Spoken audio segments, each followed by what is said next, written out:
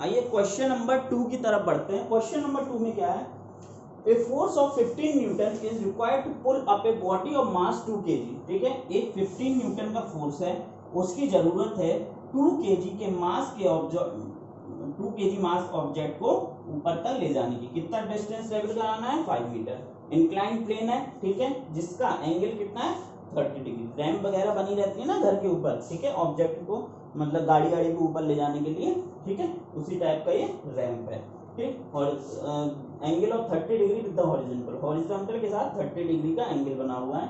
Work done by the force in pulling the body. ठीक है, body को पुल करने में फोर्स के कारण कितना वर्क हुआ है। ठीक है, तो फर्स्ट पार्ट क्या है, work done by the force in pulling the body. तो work done by the force कितना होगा, 15 न्यूटन का फोर्स लग रहा है और 5 मीटर की डिस्टेंस है, तो वर्क डन कितना होगा, F into S into cos theta, मान लीजिए थीटा ले। ठीक है, अब ये थीटा की वैल्यू देखो, देखिए 5 जो 15 न्यूटन का फोर्स है वो इस डायरेक्शन में लग रहा है, ऑब्जेक्ट को हमें ले भी इसी डायरेक्शन में जाना है 5 मीटर, तो जो थीटा होगा दोनों के बीच में वो क्या होगा, जीरो। थीटा क्या होगा, जीरो, और cos जीरो की वैल्यू 1 होती है, तो W बराबर F इंटू एस हो जाएगा। तो F की वैल्यू कितनी है, 15 न्यूटन, इंटू एस की वैल्यू कितनी है, 5 मीटर। तो ये कितना हो गया, 75 न्यूटन मीटर या फिर 75 जूल। कितना हो गया वर्क डन, 75 जूल। क्लियर। चलिए सेकंड पार्ट की तरफ बढ़ते हैं। सेकंड पार्ट है the force due to gravity on the body. Gravity के कारण बॉडी पे कितना फोर्स लगेगा। तो ग्रेविटी के कारण कितना फोर्स लगता है, कोई भी ऑब्जेक्ट है कैसे भी रखा हो उसके ऊपर ग्रेविटी के कारण कितना फोर्स लगता है, mg। कितना फोर्स लगता है, mg। तो force due to gravity on the object वो क्या हो गया, m इंटू जी। मास कितना है ऑब्जेक्ट का, 2 kg, और g की वैल्यू कितनी है, 9.8। जी की वैल्यू कितनी है, 9.8। ठीक है, 1.6 कितना हो गया, 19.6 न्यूटन।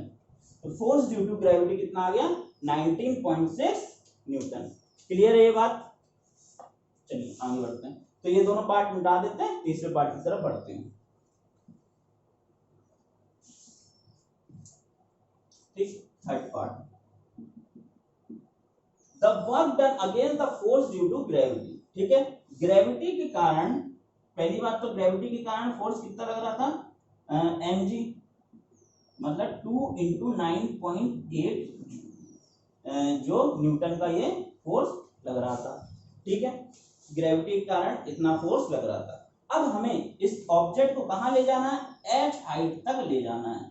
कितने हाइट ले जाना है, h हाइट तक हमें ऊपर ले जाना है। तो work done against the gravity कितना होता है, mgh।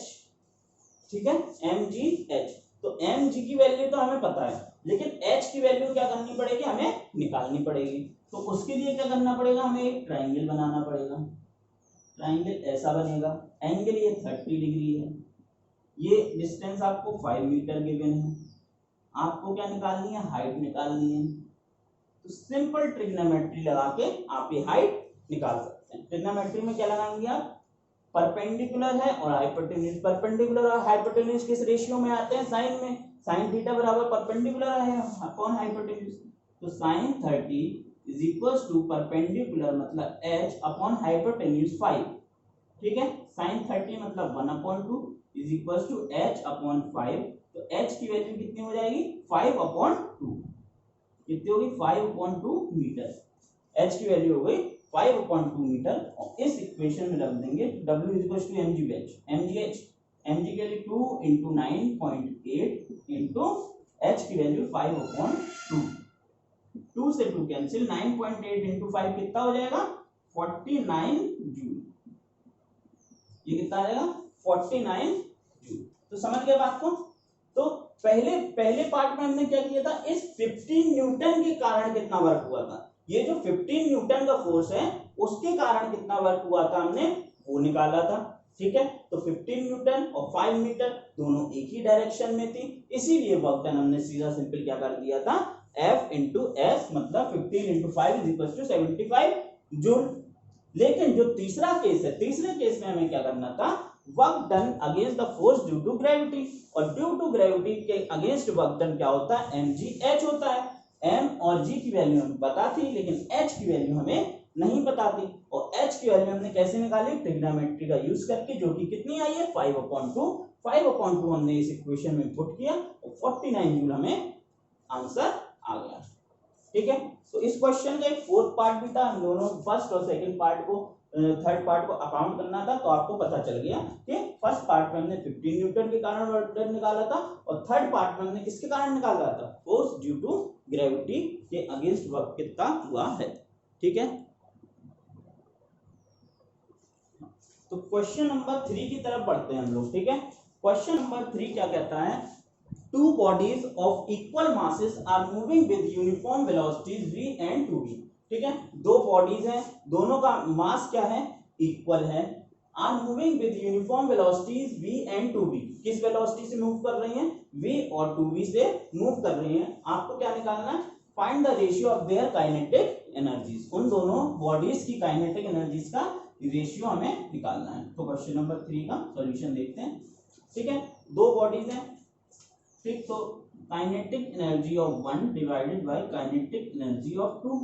ठीक है, half m1 v1 square upon half m2 v2 square. ठीक है, क्या था बेटा, दो बॉडीज हैं, दोनों बॉडीज का मास इक्वल है और दोनों की वेलोसिटी v और 2v है। आपको फाइंड करना है ratio of their kinetic energies. Clear है, तो देखो यहाँ पे हाफ से हाफ कैंसिल हो जाएगा, m1 upon m1 v1 square, तो दोनों का मास क्या है, इक्वल है।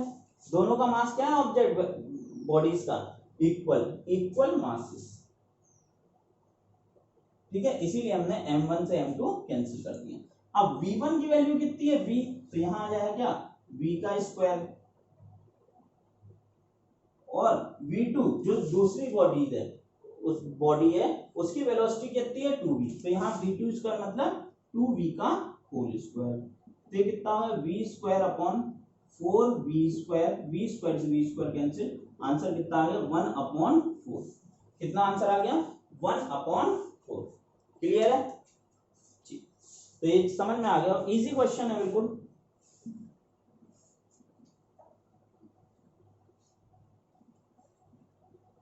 ठीक है, आइए फोर्थ, क्वेश्चन नंबर 4 की तरफ बढ़ते हैं। क्वेश्चन नंबर 4 क्या है, if the velocity of a moving body is doubled find the ratio of initial and final kinetic energy. एक ये देखो, दोनों क्वेश्चन क्या है, बिल्कुल सेम है, दोनों क्वेश्चन क्या है, बिल्कुल सेम है। तो मैंने इसलिए दोनों क्वेश्चन लिखा दिए क्योंकि ये क्वेश्चन इस टाइप से भी आ सकता है। क्या है, देखो, टू इक्वल मास की बॉडी या फिर एक ही बॉडी। ठीक है, तो वेलोसिटी v से 2v हो रही है। ठीक है, वेलोसिटी क्या हो रही है, एक बॉडी की वेलोसिटी v है, दूसरे बॉडी की वेलोसिटी कितनी 2v है। इस वाले केस में क्या है, बॉडी की वेलोसिटी क्या हो गई, डबल हो गई, बॉडी की वेलोसिटी क्या हो गई, डबल हो गई। इसका मतलब बॉडी की वेलोसिटी v से कितनी पहुंच गई, 2v पहुंच गई। ठीक, तो पहले केस में काइनेटिक एनर्जी कितनी थी, हाफ m, क्योंकि बॉडी तो एक ही है, v1 स्क्वायर मतलब v square divided by kinetic energy दूसरे केस में कितनी है, हाफ m, और बॉडी वेलोसिटी v से 2v हो गई। ठीक है, इसका स्क्वायर, ये कैंसिल हो गया, v square upon 4v square, यहाँ पे भी v स्क्वायर से v स्क्वायर कैंसिल हो, आंसर 1/4। ठीक, या फिर आप डायरेक्टली भी कर सकते हैं, डायरेक्टली सोचेंगे कैसे, v से 2v। ठीक है, काइनेटिक एनर्जी जो है अगर सेम मास है, हाफ mv स्क्वायर, मास अगर कांस्टेंट है और हाफ तो कांस्टेंट होता ही है, तो काइनेटिक एनर्जी किस पे डिपेंड करती है, v स्क्वायर की डायरेक्टली प्रोपोर्शनल है, v स्क्वायर की डायरेक्टली प्रोपोर्शनल है। मतलब अगर वेलोसिटी 2 टाइम्स हो गई तो काइनेटिक एनर्जी कितनी हो जाएगी, 4 टाइम्स हो जाएगी। वेलोसिटी अगर 3 टाइम्स हो गई तो काइनेटिक एनर्जी कितने टाइम्स हो जाएगी, 9 टाइम्स। वेलोसिटी अगर 4 टाइम्स तो काइनेटिक एनर्जी 16 टाइम्स। वेलोसिटी अगर हाफ हो गई तो काइनेटिक एनर्जी 1/4 हो जाएगी। वेलोसिटी अगर 1/3 हो गई तो काइनेटिक एनर्जी 1/9 हो जाएगी। ठीक है, तो इस हिसाब से काइनेटिक एनर्जी और वेलोसिटी के बीच में रिलेशनशिप चलता है अगर क्या है, मास कांस्टेंट है।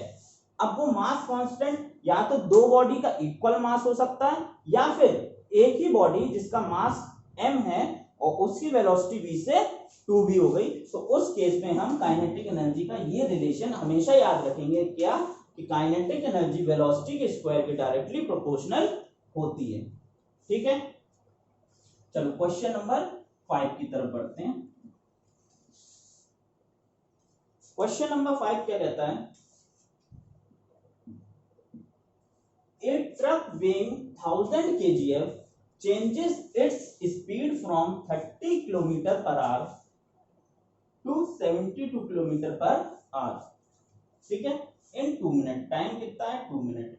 पहले वेलोसिटी कितनी थी 36 किलोमीटर पर आवर, ठीक, 36 किलोमीटर पर आवर को मीटर पर सेकंड में चेंज करेंगे, 36 इंटू 5/18 मतलब 10 मीटर पर सेकंड। और फाइनल वेलोसिटी कितनी है, v की value 72 kilometre per hour, 72 into 5/18 करेंगे तो ये 18 4 जा 72 और 20 मीटर पर सेकंड। टाइम कितना लग रहा है 2 मिनट। 2 मिनट का मतलब क्या हो गया 120। ठीक है, इतनी बातें आपको पता है, दी गई है सवाल में। आपको क्या निकालना है, work done by the engine, engine ने कितना वर्क किया है। और मास भी गिवन है ट्रक का, ट्रक का मास कितना है, जो 1000 kg है वेट है, तो मास कितना हो जाएगा 1000 kg, है ना, 1 kg equal to 1 kgf। Weight अगर 1 kg मास है तो वेट कितना हो जाएगा 1 kgf, और न्यूटन में निकालना है तो 9.8 का मल्टीप्लाई कर देंगे। क्लियर है। तो अब इस केस में अगर वर्क डन क्या होता है, हमने वर्क एनर्जी थ्योरम पढ़ी थी, कौन सी, वर्क एनर्जी थ्योरम, जिसमें क्या था, क्या पढ़ा था हमने, change in kinetic energy is equals to work done. ठीक है, बॉडी की काइनेटिक एनर्जी में जितना भी चेंज हुआ है वो किसके बराबर होगा, वर्क डन। मतलब हमने 36 किलोमीटर पर आवर से 72 किलोमीटर पर आवर तक वेलोसिटी पहुंचाने में जितना वर्क किया है ना, एनर्जी पहले इस पे 36 किलोमीटर पर आवर पे थी, फिर एनर्जी 72 पे निकालेंगे, उन दोनों का जो डिफरेंस होगा वो किसके बराबर होगा, वर्क डन के बराबर होगा। तो वर्क किसके बराबर होगा, चेंज इन काइनेटिक एनर्जी। अच्छा, चेंज इन काइनेटिक एनर्जी क्या है, पहले कितनी थी, नहीं बाद में कितनी थी, half m v square minus half m u square.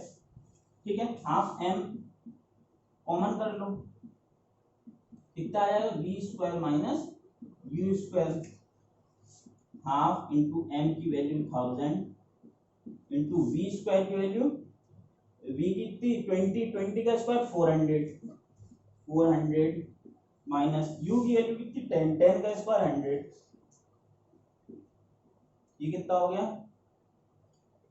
Half into 1000 into 400 में 100 गया 300, ये 150, इसको लिख सकते हैं 150,000 इतने जूल। ठीक है, या फिर 150 किलो इतना वर्क हुआ, कितना वर्क हुआ है 150 किलो जूल। क्लियर है बात, ठीक है, मिटा दे, ये इतना मिटा देते हैं। ठीक है 150। अब पावर क्या होती है, आपको पावर में निकालनी है, कैलकुलेट पावर। पावर क्या होती है, वर्क अपॉन टाइम। वर्क कितना किया है 150 किलो जूल, अपॉन टाइम कितना लगा है, टाइम कितना लगा है, time time time time time 2 minute. 2 minute का मतलब कितना 120 सेकंड, 120 0 0 12 बन जाए 12, 3 बचा 12 2 जार 4 12 5 जार। ठीक है, तो इतना किलो वॉट पावर इंजन की होगी, इंजन की पावर कितनी होगी 1.25 किलो वॉट। ठीक है, तो इस क्वेश्चन में हमने क्या किया, अगर आपसे वर्क डन पूछे और हमें वेलोसिटी किसी एक इनिशियल से फाइनल पहुंच रही है, तो उस केस में हम कौन सी थ्योरम लगाएंगे, वर्क एनर्जी थ्योरम। किसका मतलब क्या है, change in kinetic energy is equals to work done. ठीक है, चलिए लास्ट 2 क्वेश्चंस हैं, question number 6 and question number 7। ठीक, आइए इन दोनों क्वेश्चंस को देखते हैं। तो क्वेश्चन नंबर 6 देखते हैं, नहीं पहले क्वेश्चन नंबर 7 देख लेना तो ये मिट जाएगा। ठीक है, तो question number 7, A bob of simple pendulum is imparted a velocity of 5 meter per second when it is at its mean position। ठीक है, तो सबसे पहले सिंपल पेंडुलम देख लीजिए, 9th के फर्स्ट चैप्टर में जरूर पढ़ा होगा आपने सिंपल पेंडुलम। ठीक है, ये सिंपल पेंडुलम है, ये जो पोजीशन होती है वो क्या होती है, मीन पोजीशन होती है, और इसको अगर हम कोई भी वेलोसिटी देते हैं और ये कहाँ पहुंच जाता है यहाँ पे, तो ये क्या हो जाती है इसकी, ये वाली जो पोजीशन हो जाती है वो हो जाती है एक्सट्रीम पोजीशन। कौन सी पोजीशन, एक्सट्रीम पोजीशन। क्लियर है, ऐसे हमने इसको किया तो ये ऐसे ऐसे ऐसे करेगा तो ये क्या होगा, एक्सट्रीम पोजीशन। ठीक, to what maximum vertical height, ठीक है, इधर से मीन पोजीशन से एक्सट्रीम पोजीशन की जो मैक्सिमम हाइट हमें बतानी है कि कितने ऊपर तक जाएगा। ठीक है, to what maximum vertical height will it rise on reaching to its extreme position, mean position से एक्सट्रीम पोजीशन तक पहुंचने में कितनी ऊंचाई तक जाएगा, if 60% of its energy is lost in overcome friction of air. तो फ्रिक्शन ऑफ एयर को जो ओवरकम करने में कितनी एनर्जी वेस्ट हो गई इसकी, 60% ऑफ एनर्जी क्या हो गई, लॉस्ट हो गई। 60% ऑफ एनर्जी क्या हो गई, लॉस्ट हो गई। तो उस केस में हमें बताना है कि कितना आएगा, ये इसकी हाइट, कितनी हाइट ऊपर जाएगा। ठीक है, इतना मिटा देते हैं, ये तो समझ रहे होंगे। अब देखिए सिंपल पेंडुलम है, इसको आपने v वेलोसिटी दी है, तो इसमें क्या आई होगी, काइनेटिक एनर्जी आएगी। तो काइनेटिक एनर्जी कितनी दी आपने, तो हाफ m v स्क्वायर आपने काइनेटिक एनर्जी दी है इस पेंडुलम को, ऐसे भी है 5 मीटर पर सेकंड की स्पीड दे दी, तो काइनेटिक एनर्जी कितनी दे दी, 5 मीटर पर सेकंड के हिसाब से हाफ इंटू m आपको पता ही नहीं है, पता नहीं है तो कहाँ से लिखोगे, नहीं लिख पाओगे। v की वैल्यू कितनी है, 5 मीटर पर सेकंड, तो 5 का स्क्वायर कर दिया is equal to half m into 25, या फिर इसको लिख सकते हैं 25 m अपॉन 2, इतना जूल अपन लोग ने काइनेटिक एनर्जी को दी। ठीक है, इतना समझ गए। अब देखो हमने जो law of conservation of mechanical energy पढ़ा था, उसमें क्या था, जो नीचे दी गई काइनेटिक एनर्जी है वो किसके ऊपर होगी, जब वो टॉप पे पहुंच जाएगा तब काइनेटिक एनर्जी क्या हो जाएगी, 0 हो जाएगी, और जो उस समय पोटेंशियल एनर्जी होगी वो नीचे की काइनेटिक एनर्जी के बराबर होगी। लेकिन इस केस में हमें ये बताया गया है कि भैया 60% of the energy is lost, कि 60% एनर्जी क्या हो गई, लॉस्ट हो गई, 60% एनर्जी लॉस्ट हो गई। मतलब अगर उसमें 100% एनर्जी थी, काइनेटिक एनर्जी कितनी थी, 100% काइनेटिक एनर्जी हमने दी, तो 60% काइनेटिक एनर्जी क्या हो गई, लॉस्ट हो गई। 60% काइनेटिक एनर्जी लॉस्ट होने का मतलब क्या है, उसके अंदर कितनी बची, 100 में से 60% लॉस्ट हो गई। ठीक, तो बची कितनी, 40%। तो रिमेनिंग एनर्जी कितनी बची इसमें, 40%, कितनी, 40%। तो 40% क्या लिखोगे, 25 m अपॉन 2 का 40%। ठीक है, 40%, 40 अपॉन 100। तो ये क्या है, इतनी बची हुई एनर्जी है। तो इतनी एनर्जी क्या होगी, पहुंचेगी ऊपर तक, इतनी ही एनर्जी ऊपर तक पहुंचेगी, और ये एनर्जी किसके बराबर होगी बेटा, mgh के बराबर होगी। क्यों, क्योंकि एंड में क्या रह जाती, पोटेंशियल एनर्जी, काइनेटिक एनर्जी पूरी किस में कन्वर्ट हो जाती, पोटेंशियल एनर्जी में कन्वर्ट हो जाती। क्यों, क्योंकि उसके बाद कुछ वेलोसिटी बचती नहीं है। तो 60% एनर्जी लॉस्ट हो गई, तो ऊपर तक कितनी पहुंची, 40%, तो ये किसके बराबर हो गई, mgh के। ठीक है, g की वैल्यू कितनी लेनी है, कितनी नहीं लिखा तो g की वैल्यू 10 ले लेते हैं, g की वैल्यू 10 इंटू 10।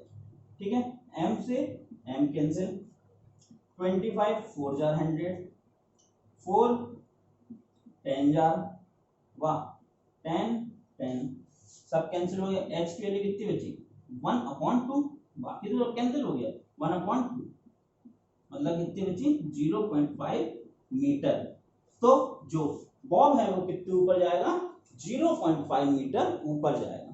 अगर अगर इसमें लिखा होता नो एनर्जी इज लॉस्ट, कोई एनर्जी लॉस्ट नहीं होती, तो हम यहाँ 40% नहीं लगाते, है ना।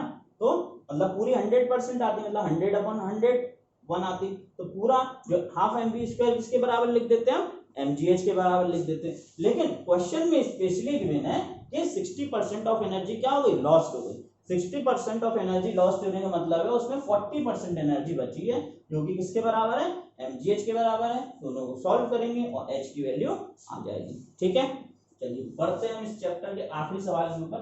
हर टाइप का क्वेश्चन आपका जो है इन 7 क्वेश्चंस में क्या हो गया, कवर हो गया, हर टाइप का।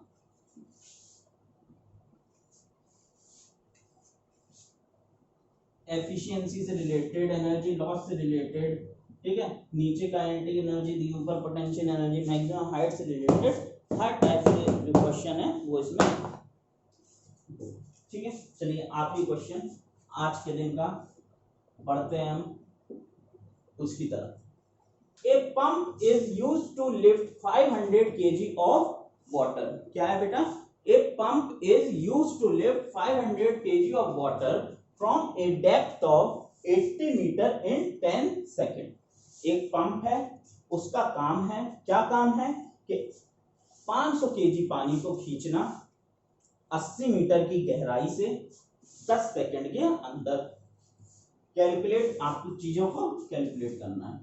तो सबसे पहला पार्ट जो है आपको क्या कैलकुलेट करना है, work done by the pump. Pump के द्वारा कितना वर्क हुआ है, पहली बात तो आपको ये कैलकुलेट करनी। तो उसका मतलब क्या है, आपको work is equal to mgh, क्योंकि हम पानी को ग्रेविटी के अगेंस्ट खींच रहे हैं, तो क्या होगा, ग्रेविटी के अगेंस्ट वर्क कितना होता है, mgh होता है। m की वैल्यू कितनी, 500 किलो पानी, g की वैल्यू कितनी है 10, h की वैल्यू कितनी 80। तो इन सबको अगर हम 0 0 0 0 मतलब 4 0 लिख दो और 8 5 जा 40, इतने जूल वर्क हुआ, या फिर आप कह सकते हैं 400 किलो जूल वर्क हुआ। कितना वर्क हुआ है, 400 किलो जूल। क्लियर है, ठीक। दूसरा पार्ट क्या है, दूसरा पार्ट है the power eight which the pump works. वो क्या पावर होगी जिसपे वर्क करेगा, क्योंकि भैया हमें इतना वर्क करना है तो पावर कितनी लगेगी, इसी वर्क के हिसाब से वर्क अपॉन टाइम। वर्क कितना किया हमने, 400 किलो जूल, टाइम हमें कितना लगा 10 सेकंड, तो पावर कितनी होगी 40 किलो। ये तो शायद बच्चे भी कर लेंगे। ठीक है, आखिरी क्वेश्चन है जो शायद बच्चे ना कर पाए, ये है उनके लिए जो बोर्ड में सॉल्व करना चाहते हो उनके लिए 9th 10th बोर्ड। ठीक है, ये मिटा देते हैं। पावर भैया जिसपे वर्क काम करता है, ठीक है, मतलब आउटपुट पावर जो चाहिए अपन को वो कितनी चाहिए, 40 किलो जूल। मतलब 40 किलो जूल जब पावर जाएगी तभी पंप इतना काम कर पाएगा। ठीक, अब देखो the power rating of the pump if efficiency is 40%। ठीक है, हमें इसकी पावर रेटिंग दिखानी है। ठीक है, तो जो पंप मोटर के ऊपर लिखी रहती है ना कि भैया इतने वॉट की या फिर इतने किलोवाट की, पावर की यूनिट तो किलोवाट होती ना, तो ठीक, इतने वॉट या इतने किलोवाट की मोटर है। तो देखो एफिशिएंसी का मतलब क्या होता है कि भैया power output upon power input. समझना मतलब कि भैया हमने क्या इनपुट दिया और हमें क्या आउटपुट मिला। ठीक है, क्या इनपुट दिया और क्या आउटपुट मिला। मतलब अगर मान लीजिए 100 किलोवाट की पावर मोटर थी, ठीक है, और उसका 50-60 किलोवाट उसी में खर्च हो गया, किस में खर्च हो गया, साउंड एनर्जी, हीट एनर्जी, इस सब में खर्च हो गया। तो मतलब हमें कितना 40 किलोवाट पावर मिलेगी। ठीक, तो एफिशिएंसी कितनी हो जाएगी 40/100 मतलब 40%। ठीक, यहाँ पे एफिशिएंसी कितनी की मैंने 40% मतलब 40/100। पावर आउटपुट कितना मैंने 40 किलोवाट, कि भैया हमें 40 किलोवाट तो चाहिए ही चाहिए। अब लॉस कुछ भी हो रहा हो उससे हमें मतलब नहीं है, हमें इतना पानी इतने मीटर की गहराई से इतने सेकंड में निकालना है, ये हमारा उद्देश्य है। ठीक है। तो हमें आउटपुट इतना चाहिए ही चाहिए 40, और हमें इनपुट कितना चाहिए कि भैया एनर्जी लॉस के हिसाब से पता चलेगा वो तो, है ना, किसके हिसाब से, लॉस के हिसाब से, मतलब एफिशिएंसी के हिसाब से। ठीक, तो ये क्या हो गया, पावर इनपुट, बस 40 40 कैंसिल, तो पावर इनपुट कितना आ गया, मतलब जो क्या है बेटा, पावर रेटिंग कितनी होगी, 100 किलोवाट। मतलब जब 100 किलोवाट की मोटर हमें मिलेगी तब हम उससे कितनी पावर प्रोड्यूस कर पाएंगे, 40 किलोवाट पावर प्रोड्यूस कर पाएंगे। और उस 40 किलोवाट पावर की मोटर से हम क्या कर पाएंगे, 500 किलो का पानी 80 मीटर की गहराई से 10 सेकंड में खींच पाएंगे। ठीक है, तो वर्क एनर्जी और पावर चैप्टर में इतने ही क्वेश्चंस थे, मतलब हर टाइप का ये क्वेश्चन कवर किया गया है। ठीक है, आप लोग पढ़िए, और जो भी कोई डाउट हो वो मुझसे पूछ सकते हैं, डिस्क्रिप्शन बॉक्स में मेरे कॉन्टैक्ट्स गिवन है। ठीक है, पूछिए। चैनल को अगर अभी तक आपने सब्सक्राइब नहीं किया तो चैनल को सब्सक्राइब कीजिए, वीडियो को शेयर कीजिए, अगर पसंद आया हो आज का लेक्चर तो वीडियो को लाइक कीजिए। ठीक है, तब तक के लिए मिलते हैं फिर अगले लेक्चर में। जय हिंद, जय भारत।